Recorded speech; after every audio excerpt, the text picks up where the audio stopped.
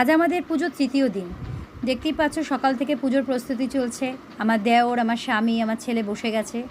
তো আজ আমাদের মাকে অন্নভোগ দেওয়া হয়, তাই ভোররাত থেকেই আমার শাশুড়ি তার প্রস্তুতি করেছেন।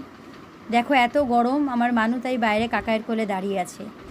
আর আমাদের ঢাকিয়ালা খুব সুন্দর করে ঢাক বাজাচ্ছে। ভেতরে মাকে ভোগ নিবেদন করা হয়েছে। আমরা বাইরে প্রত্যেকে অপেক্ষা করছি। এই দৌড় খোলা হয়ে গেল, আবার আমরা ভেতরে প্রবেশ করেছি। মায়ের পুজো চলছে, তার সাথে একটু ফটো সেশনও চলছে। ভীষণ ভালো লাগছে। সবাই মিলে কত রকম বাজনা বাজাচ্ছে, কাসর, ঘণ্টা, ঢাক বাজছে। ভীষণ ভীষণ ভালো লাগছে। পুরো দুর্গা পুজোর মতন আমাদের বাড়িতে এই পুজোটা দুর্গা পুজোর মতনই উৎসবটা পালন করা হয়। খুবই ভালো লাগে। সন্ধেবেলা একটু মেলায় গেলাম বাচ্চাদেরকে নিয়ে। পাশেই মেলা বসেছে।